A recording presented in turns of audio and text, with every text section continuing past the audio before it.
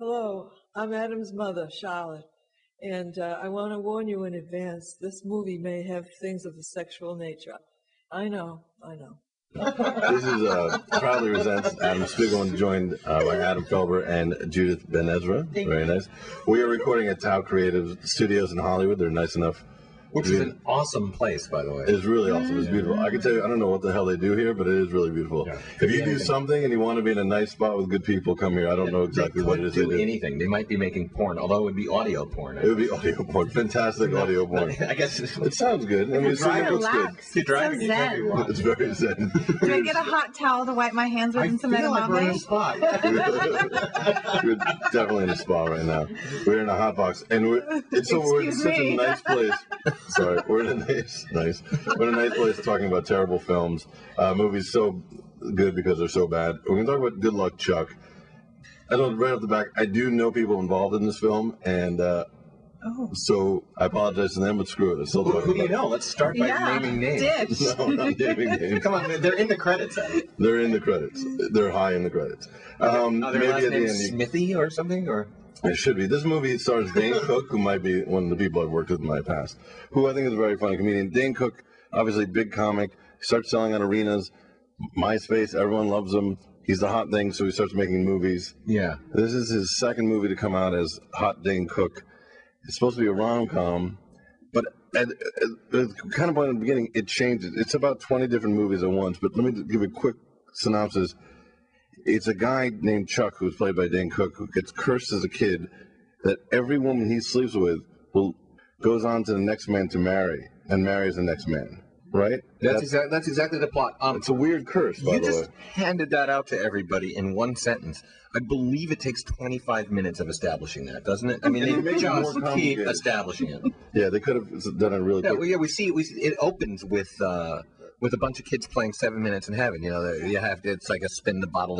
Now I got to go in the closet and spend 7 minutes with. But were you not alarmed that 10-year-olds are talking about fingering in the closet? Really, like I was like a little. It was kind of like. I don't get offended, but no. I thought someone was going to come in and take my computer away. It was that bad. And so then, like I guess he disses this girl and she ends up cursing him right there, like 3 minutes in. And can we talk about the girl who's wearing like a leather training bra? Yeah, she's supposedly like it's an an 11-year-old training bra. But we're still 10 years old, right? We can agree these kids are like 10. Yes. She's in this S&M training bra. Yes. It is so awful. And Adam, I don't know if you remember this. The first time we watched this movie, you would invite me with your friends to watch this movie, The Bunk Dance. A bunch of guys watch bad films. Thanks for the invitation.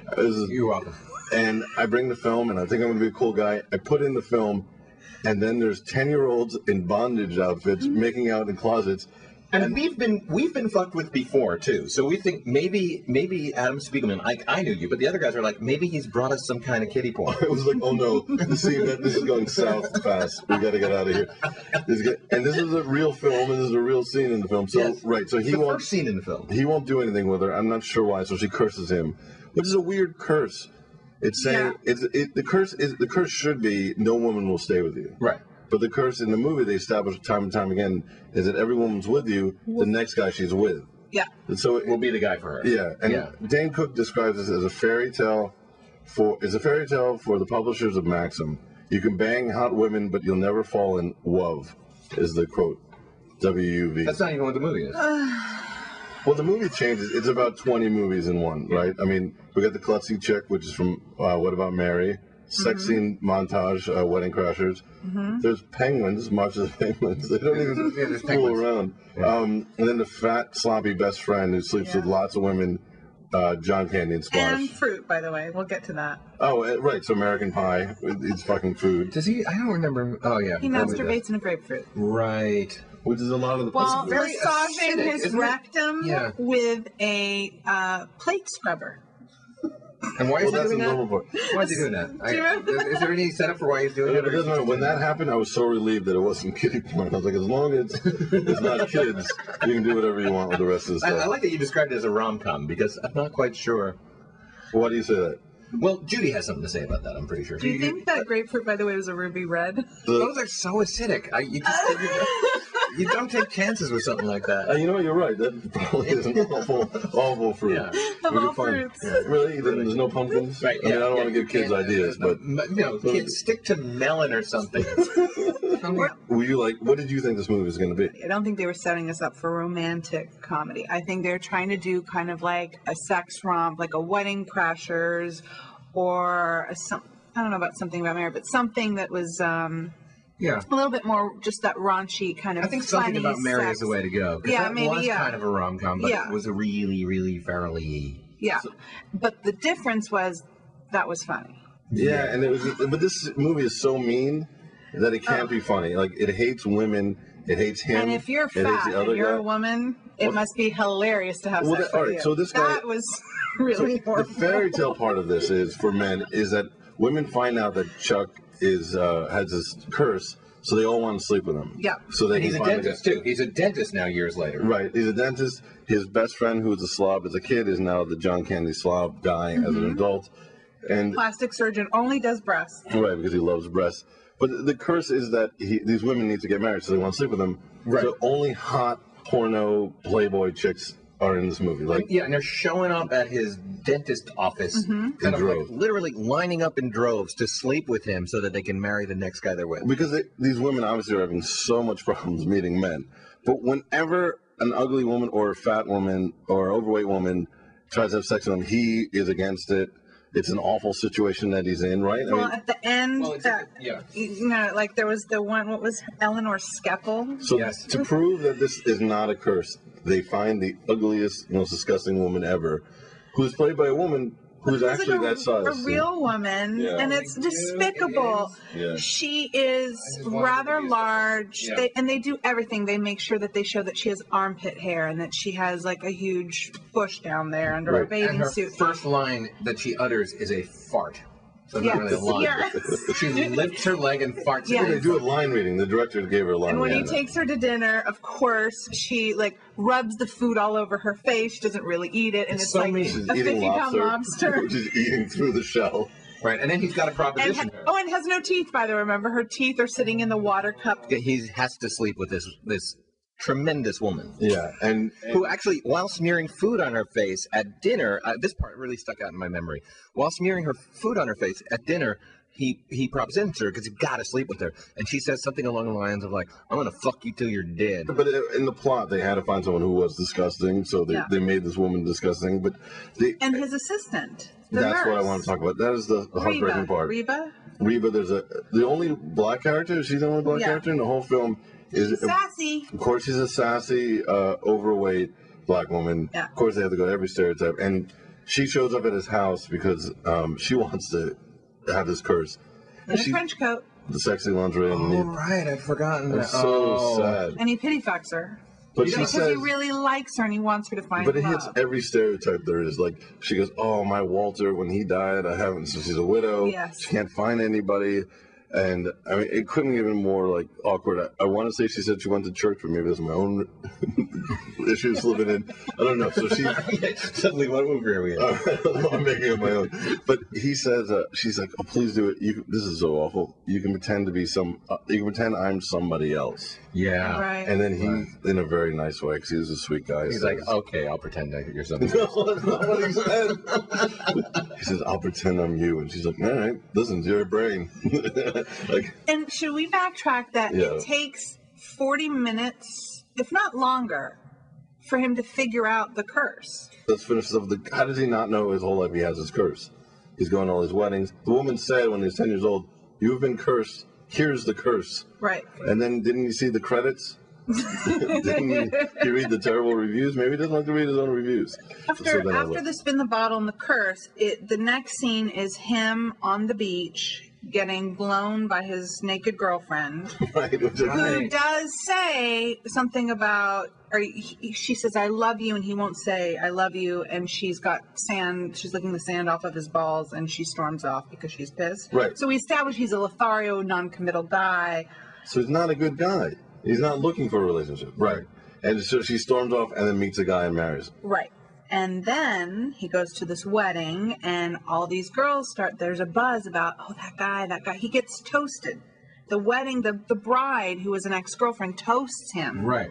And that's the kind of the beginning of the reveal of, oh, he's this guy. But we've already seen him be cursed. Yes. We But know now, he's that guy. we need to see him for 45 minutes have sex with girls. So it must have been. We talked about this before, but Network Notes has been crazy. Like Wedding Crashers must have came out while they're writing or shooting it. And there's a very funny scene in Wedding Crashers where they have a montage of women that they sleep with. Right. And they throw them down to bed topless, and they go like one to the next to the next. This isn't montage. This is 9 split screen, then a 16 split screen of him. And I feel like, honestly, it was, let's show as much of Dane Cook's body as we like. He needs to, the working out, okay, we get it, he's got a good body, but he should stop working out and start being funny. Oh, no, it doesn't work for me. I watched it in HD. Right. No, but there's a montage where he's having, they split the screen like 8,000 things, where he's having sex with like 40 ridiculously hot women, right? But in also, like, in a wheelbarrow. You only got to come up with different ideas. Literally hanging from some kind of construction rafter. Right, you see him upside down. Because we've got to see doing the upside down sex amazing body stuff. Easy. What other positions? There's every position possible, but it's like In every location. Right. But every kind of girl. Small boobs, big boobs, fake boobs, real boobs. Right, but all of them There's super a Christian hot, girl. Oh yeah. There's a the funny girl. girls. Yeah. They gotta be funny ones. Yeah. Wacky Then girls. there was the one who is like all coquettish and cutesy, and then she's like crazy, Yeah, girl. I didn't see that coming. Yeah. So did Dane Cook get hosed by Hollywood in this? Are you of the opinion that he's a talented comedian who they just threw him into the soup of like making movies as a character too soon? I think yes, and I think he listened to a lot of people, the wrong people, including himself. Like for this sex scene with 8,000 screens, it's like we're going to be better than Wedding Crashers. Wedding Crashers had a montage. Wedding Crashers. That's exactly what was said. And definitely not in these films where he plays these hateful guys. I mean, my Wait best a friend's minute. girl. And We are overlooking one thing. Go ahead. Do you remember, as a dentist, he fixes teeth in Guatemala? They throw that in. remember that? There's not a no. So he's not the most reprehensible. No, but there's a picture. Yeah, they make reference to Yes. the fact that because he's not going to go there for It's the not a fun movie. I'd rather see a montage of 80 hot women getting wheelbarrowed than a guy going to Guatemala and helping kids. I mean, God bless If him. you were hoping that Act 2 was like Dane Cook fixing teeth in Guatemala, I'm glad they made the movie. Well, by the time we got to Act 3, I was hoping for it. I bet you Ryan Reynolds really does go to Guatemala. Oh, you and your Ryan Reynolds. Enough. Should we talk about Jessica Alba? Let's go right into I it. really want to. So she's the klutzy one. She's so clumsy that when she's in his car and she touches a button, the convertible top flies off. Yeah, that's how clumsy she is. Yes. That she can just touch a button. Touch a button. Yeah. That's how shitty that car She's is, like by the way. she's this incredibly hot schlep rock. Yes. Yeah. She's just... You got to Google schleprock. I'm not explaining it, but it is a perfect term. Yes. She electrocutes him with the jumper cables. Oh, you're right. You're right. She does all these things, but she is. But in fairness, the truthful part of this movie is she is so hot that he's like, I don't care. Like she just electrocuted. She ruined my classic car, my pants, everything. She stabs him in the back, literally. With the dentist accoutrement. You didn't have the dentist protection. But listen, I'm not here. It wasn't. It wasn't. The dental association did not give its approval of this really? film. Yes, and that's Did the ADA have a problem with it? it held back releasing because the ADA was like, listen, you got to wear a screen. Yeah, there was Big a lot. Hollywood is no match for big Well, the teeth. cup was on the wrong side on the thing. Yeah. But so that's the truth part. Like, Yeah, they couldn't rent the spit sink after a while. no, they Yeah, couldn't. because Not in the town. ADA shut them down. It's like the They had to use a military. regular sink. The military gave like Top Gun all their planes. Like this, they're like, we're out, and there's nothing happening. But I mean, is that unbelievable? Dr. Glickstein drops by. It's If like, we're we're- withdrawing our support for this movie. Not the Glickstein. Listen, we'll see if we can make things happen. I'll tell you this. I would believe Ryan Reynolds was a dentist. Okay. All right. Well, here's the truth. So we're He saying, can do oral surgery on me anytime. watching this movie I've got is a like dental dentistry. dam for you, Ryan Dental Reynolds. dam. Dental dam. All right, so the one plausible part of this movie is how much he's willing to do for Jessica Alba, because Jessica Alba is so amazingly good looking. But they don't give her any other. I mean, she's cute. She likes penguins. She's a brother who gets high. That's another guy we're going to talk about. Right. So she's klutzy. I don't know why they do that to beautiful. And maybe is that why? Well, it's to give her a trait. She needs a trait. What's it going to be? We're sitting out of a room. She needs a trait. She can't be too perfect. She has that one quirk, that one thing. Yeah. Is her nose a little sideways? Goofy. No. Yeah. No. She's bad at Scrabble? No, we cut the Scrabble scene. She's clumsy. What about Boggle? Okay, Boggle. Oh, all right, we'll go. She's Jewish. Nope. No. Can't have that. Listen, we want to get a rated R movie. Yeah, so she's a klutzy girl. And of course, her clumsiness is what brings her back into his life. She meets him very briefly at the wedding, but then she falls and breaks her tooth. The most ridiculous He is fixes her tooth, and then the tie-in to the penguins is that she works in the penguin zoo, penguin museum. Who she never accidentally kills, by the way. I mean, you'd think somebody that clumsy just has like a trail of dead penguins behind her. But like, the clumsiness doesn't apply to her dealing take her penguin with this license away. very delicate life form. penguins are the only thing that center her. Well, the Penguin Association actually did not approve this either. No, yeah. They took their approval away also. Also, Dr. Glickman was Same guy. same guy. He spreads thin. He's head of the ADA and the American Penguin Association. The APA. APA to you and me. You can't do anything in this town without APA. Hollywood is run by the APA. Yeah, they say the Jews. No, It's the Penguins. One Jew. One Jew and a lot of penguins. Lickstein. So she works in this penguin museum farm outlet. It's Aqua World. She's the clumsiest woman in the world. Her brother works there also, and he's a stoner. So these are the worst people to have around live She animals. walks around with no shirt on in many of the scenes too. Right. Yeah. Like, Let's hire the clumsiest woman in the world and her stoner brother to take care of our penguins. Glickstein must have had a fit when he heard about this. You don't treat penguins like that! Yeah, so the boss is obviously out to lunch, or he pays them very little. No one really checks up on these guys. Oh, the problem is that if he consummates the relationship, then the next guy that she meets, she will then fall in love with, and it won't be him. So he doesn't want to sleep with her. So he doesn't want to sleep with her, so he feigns illness, and they do phone chatting and Skyping, And that's all ridiculous. Her? Wait. So you said he doesn't know he's cursed this whole movie. He meets her, he goes on a date, of course she bangs her head again, and he's about to have sex with her, and his friend calls and says, wait a second, and I know we've been saying this for 40 minutes, but I think that you're cursed. I've just researched all the women you've ever slept with, and they're all married to the next guy they dated. Yeah.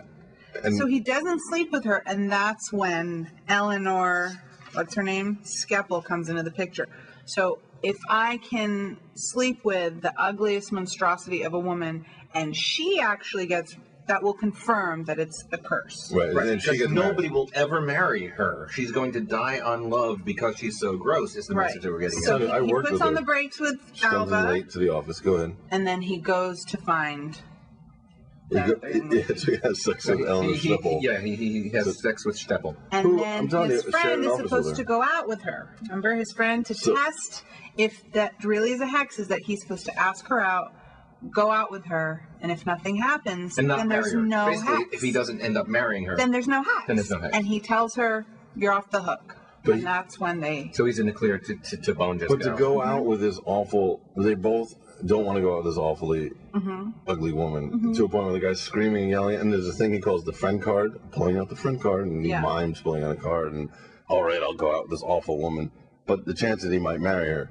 So did he not go out with her? Is that what the point? He didn't. He said that he did, but he really There's admitted some at the end spoilers of the coming movie. Wait, he asked her what time it was. That comes at the very end. He reveals that. Of course, But earlier he reveals that he didn't go out with her because Dane Cook flicks on the TV. I think it's the morning after he's finally slept with Jessica Alba. And then there's like some news report about Steppel getting married. Yes. Even Steppel got married, Even ladies. Steppel. Go hang yourself. He stooped Steppel, and Steppel's going to So the in this movie, beautiful like Playboy women, they can't meet a man at all. But and Steppel gets married. Yeah. So I don't know why that was news, but they made it news somehow, and he freaks out. Yeah, that was news. Oh, it was obesity in America. That's what it was. Which is another false because those obesity in America things, they always show from the neck down. They showed like footage, whatever the story is, if it has to do with obesity, it's the same footage of like because they don't get releases walking around, from people. Yeah. Fat people walking. Yeah.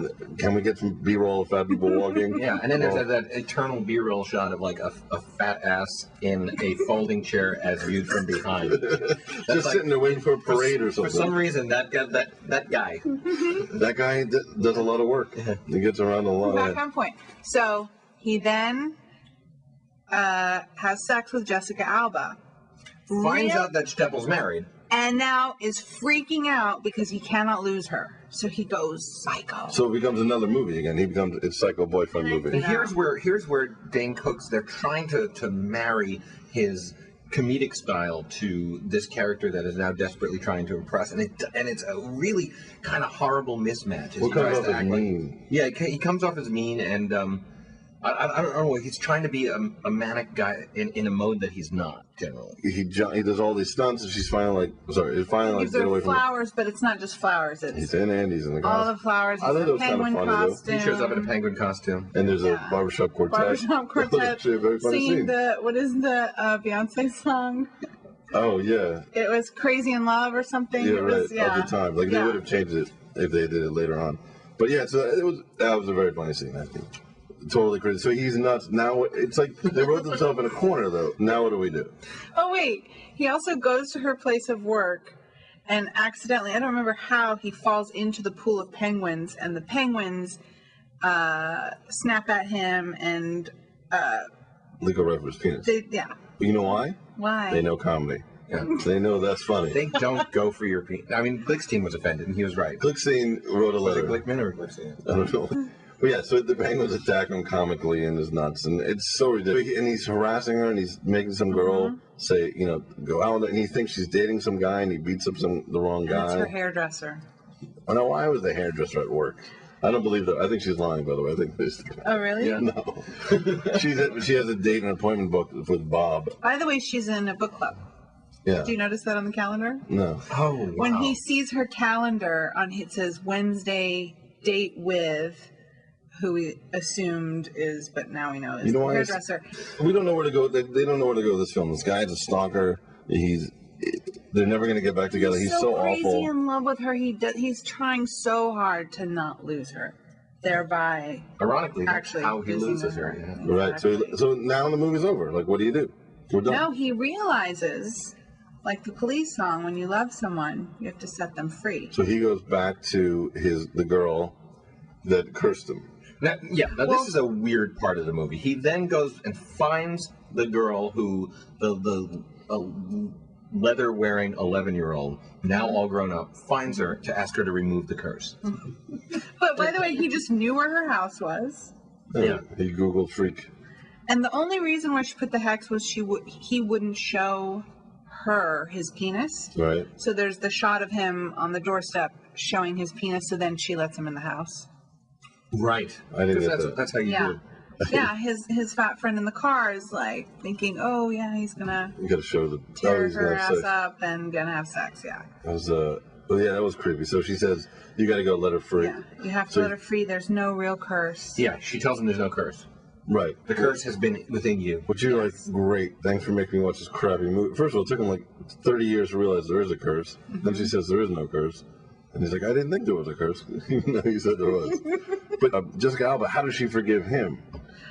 Well, there's a penguin comparison. I know. There's a sick penguin.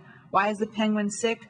Because his girlfriend left, and so now he's not cleaning his feathers, and he's so depressed.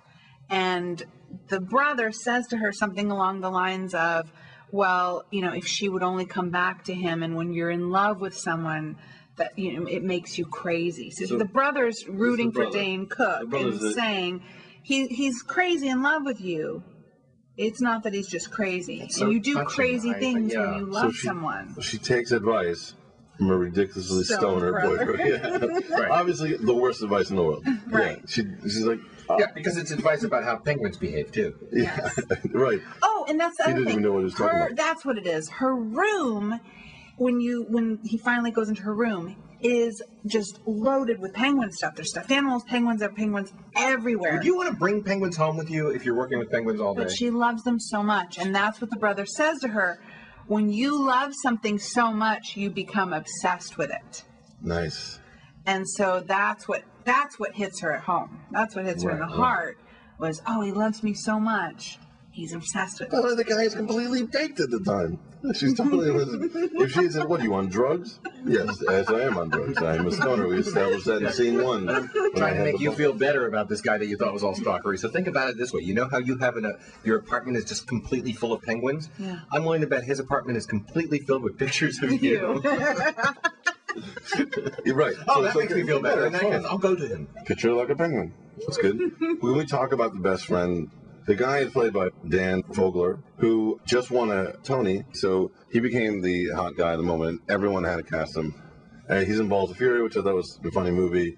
Yeah, he's actually good in it, which is like shocking because he's so bad in this one. He's so over the top. He was in Kung Fu Panda, had a couple lines. It was like they just put him in every movie, and then he just disappeared.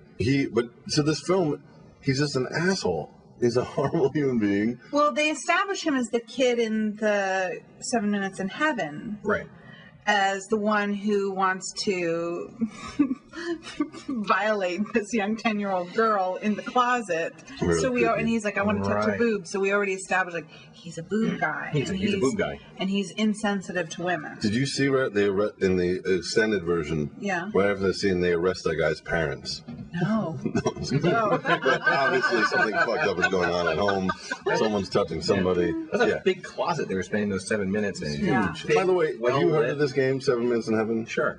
Was it ever 7 Seconds in Heaven? Well, it was weird because it was also a spin the bottle. Is that a combo game? Yeah, I never was invited to those games to play. That's how you know where to go in the closet. I think there are variations of 7 Minutes in Heaven that involve drawing cards and stuff. And I thought spin the bottle was just you spin the bottle and you kiss the person that lands on. That is classic. So this was a combo spin the bottle in 7 Minutes in Heaven. I thought spin the bottle was a spin it. When it comes to me, people just kind of back away. Yes, that's it. Is that the game? I thought that was the game. Back away. Yeah. Or no, I ain't. No. That's what we used to play in my school. No, I ain't. Nope. I got better things to do. Yeah, spin the bottle was a tough one, wasn't it? Because you're either so young that you don't want to play it, or then you're too old for it. Right, how about you were never invited? I played a lot of spin the bottle. At home, alone. To practice a lot. Yes, my record player, the one leftover stuffed animal, or 7 leftover stuffed animals. This is why I played a lot of spin the bottle and doctor. So let's wrap up this film. So all right, so he becomes a boob doctor because he loves boobs. This guy, Curtis Armstrong, he's basically doing the Curtis Armstrong booger from Revenge of the Nerds. So he's playing this awful guy, and he's supposed to be the best friend. Of course, he takes advice from him also. Like they're the worst friends in these movies. The best friends should be a little bit better if you can take advice from them at the end when you have to obligatory take advice. But he does fall in love. We see the softer side of his best friend Stu. Right. He falls in love with a woman. But she's not just any woman, is she, Judy? No. What's special about her? Anne Boleyn was famous for the same thing. No. Yeah. Really? Yeah. Did she? 3 breasts. Wow. Yeah. Really, Anne Boleyn? Apparently, Anne Boleyn had 3 breasts. She overdid stuff all the time. Sounds made up. No. Yeah. That absolutely... I've heard that. And the woman told her. I can't say it's a fact, but that has come Where do you down. think that rumor came from for you? Like when you say My I heard mom. it, My mom. Your mom told me. Isn't Anne Boleyn the one that like Henry founded the Anglican Church over so that he could marry her? Mm-hmm. So people do. So have like the Anglican a Church is founded upon the love of a three-breasted woman. I'll join. Hallelujah. Do we know? Amen. Listen, that's the place. It could have been had an just extra a nipple. She had a nipple in her Probably, armpit or something like that. Through the generations, it went from 3rd nipple to a 3rd breast. How did this come up in conversations? Were you at dinner, Thanksgiving? Was it pearl? Honey, if you keep doing that, you will grow a 3rd breast. Like Anne Boleyn. I swear to God, you're going to be Anne Boleyn if you keep doing that. The band Berlin? My mom. Oh, damn, 3 breasts from the band Berlin? No, my mom always has like these fun facts, and that's I remember a fun as fact. a kid her telling me, but it's always like an aside. It's like, oh, what are you learning about Anne Boleyn? 3 breasts. So she's like gossiping about her like it's somebody down the street. Jesus walked in water. I'm just saying. Moses, terrible swimmer. You're walking around like you're some kind of Anne Boleyn. 3 breasts, by the way. Oh, who are you, an Anne Boleyn? We did 3 breasts. So he falls in love with a woman who has 3 breasts. Right. And that's the greatest thing. And they show. We do get to see him at the end. At the very end during the credits. I'm going to say they're not stingy with the breasting, with the topless nudity in this movie. They just. Lots of breasts. Yeah, so, there's no reason for that. Yeah. So he chases after her, of course, in the airplane. There was that woman, by the way, where when he takes off her panties, she has a tattoo right above her vagina that says, "I love George W." Do you remember that? Yes. Yeah. It's very unlikely that anybody has that tattoo. Because I think if you're a big fan of George W. Bush, you don't love the fact that, his name, is also your pubes. What if you're a big Colin Powell fan? It's like I don't think a lot of people have turned their bodies into rebuses anyway. Uh-huh. Yeah, I love Colin Powell.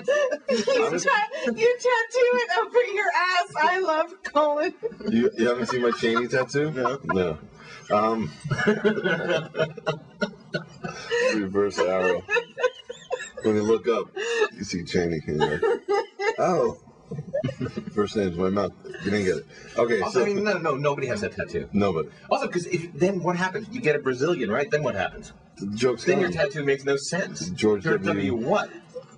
George W. Vag? I mean, what? That makes no sense. So now you're committed to pubes for the rest of your life just to make your body rebus That work. is true. You can't. Yeah. Just to make the joke work. You got to commit to that joke. You know what you have to do is when people fix tattoos, they tattoo over it. You would just have to tattoo Mount. What? Baldy. Mount Baldy instead of. Oh. Probably not what you would do. No. At all. I'm sitting here saying, do I cut it or do I leave it? Oh, you leave Mount Baldy where it is. So the first thing I think is what's going on when you see a tattoo that says Mount above a vagina. Oh, she must be bald underneath. So I should be moving it on. So we get to the end of the film. There's the obligatory plane chase sequence. Yes, they run toward each other. Yeah. Practically. I mean, the movie ends with obviously they get together and it's. Yes, they fall in love. I mean, would you recommend this film?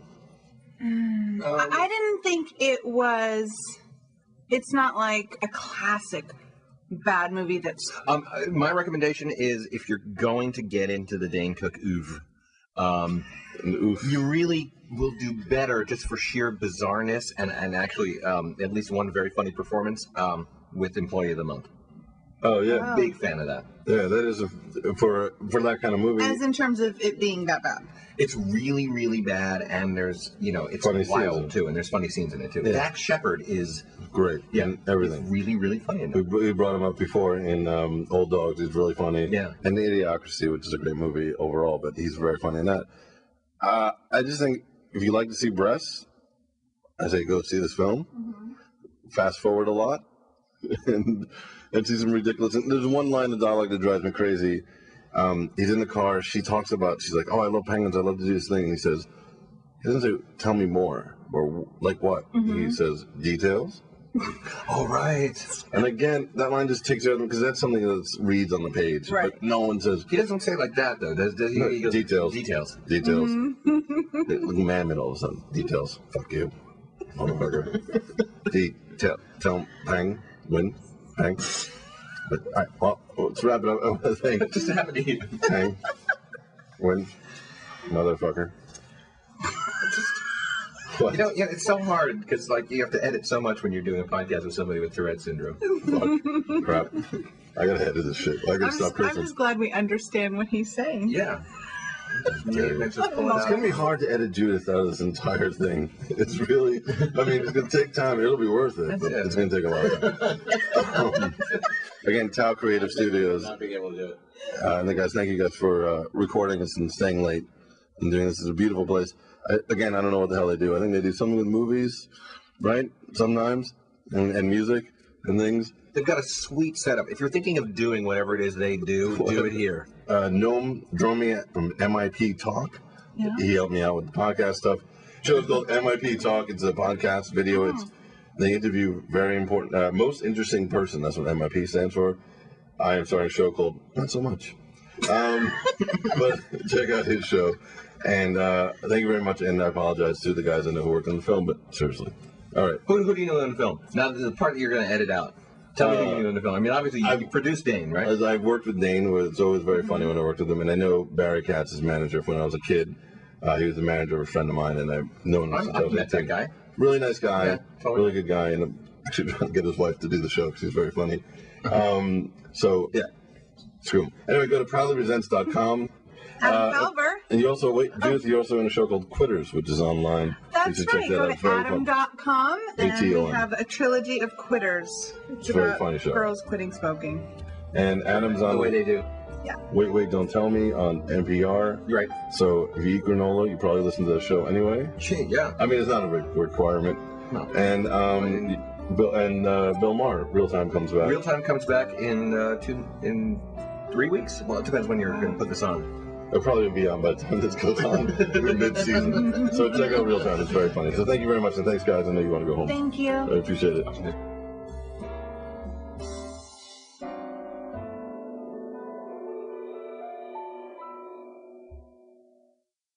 Check out proudlyresents.com.